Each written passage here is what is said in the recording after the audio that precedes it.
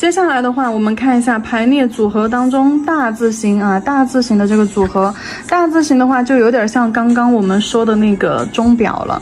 那就有点像刚刚我们说的那个钟表，比如说，首先大字头上面这个笔画，对吧？这一节，然后下面的撇和捺，撇和捺在这一节。好，然后中间一个横线在这个位置和这个位置。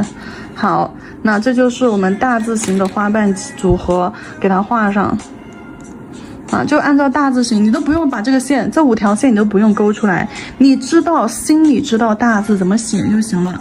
比如说，我们先竖着，好，竖着，然后撇的方向收上去。好，捺的方向看一下我是如何转笔的啊。画上面的花瓣我是这么画的，画斜侧面的花瓣我是摆到它的对面斜侧角去的。比如说我要画左下角的花瓣，我肯定手就往右上角放啊，这个方向去拉，手是最灵活的。然后如果说我要画左下角的呢，摆到上面去。甲片或者是纸稍微这样侧过来一点，好，那我就摆到斜上方去。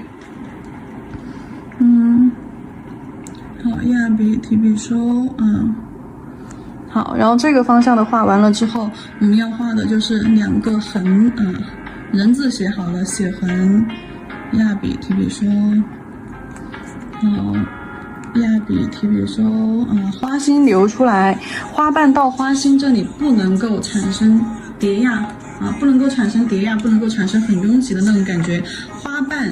提笔收到花心就消失提笔收到花心就消失，花心一定要给它留出安全的空间来。花瓣每一个都是独立的，没有压，没有产生就是说压迫，也没有产生叠加，也不会在花心这里产生就是说这里花心点个点儿，点个三角形的点儿。好，这是花心，然后接下来我们再说一下下一种摆位。下一种摆位的话，我们给它看一下火字形。火字形的摆位其实和大字形的摆位其实很相似火，对，在这儿吧。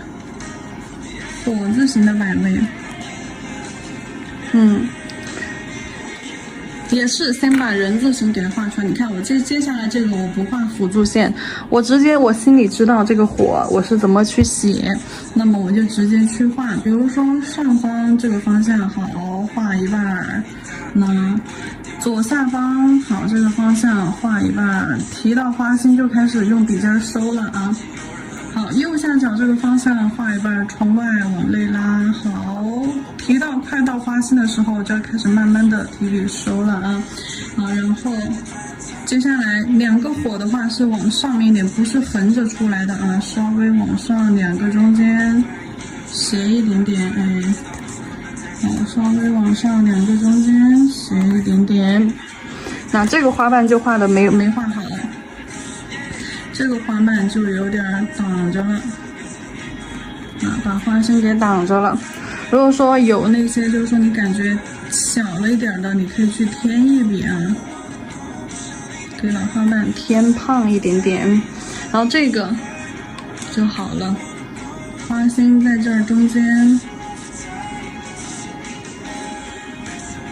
那火字形和这个大字形其实异曲同工之妙。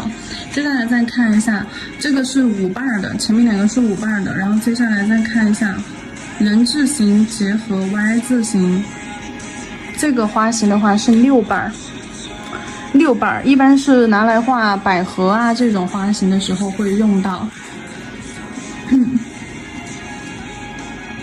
首先去画一个人字形先画一个人字形，先在它的上方这个方向，我现在画尖花瓣。好，我现在画尖花瓣，然后下方这2个方向我可以带一点弧度，算了，不带弧度，下面再带弧度吧。好，收进去，花心这里就收。一般我都是从外往内拉。好，轻轻的先侧笔勾，勾完之后压笔提笔收进去。好，压笔提笔收进去。好，然后接下来人，这是人字形的组合嘛，对不对？然后 Y 字形的组合呢 ，Y 字形就是这两个方向，对吧？然后这个方向，两个花瓣中间先画3个，像那个什么轮儿来着，3个三角形人字形，然后在两个花瓣中间去穿插上。对，两个花瓣中间去穿插上。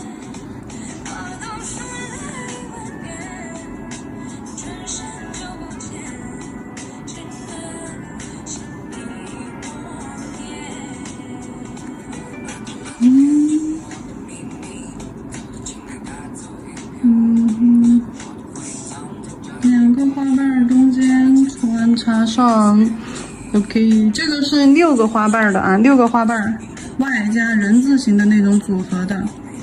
然后再来看一下8个花瓣的米字形组合，这个是8个花瓣。那这个去定位又不一样，这个得先画。前面的我们都是先画一个三角，先画3个花瓣。我们先用这个彩绘胶给它画一个十字架出来。先去确定上面的这一半儿，好，然后呢，再到下方对面下方，再给它提一半上去，好，然后竖着的方向，横着的方向，左边，好，右边，好，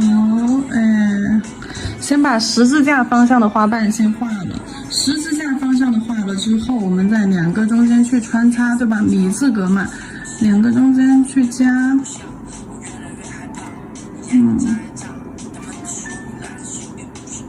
好，两个中间去加，快速一点。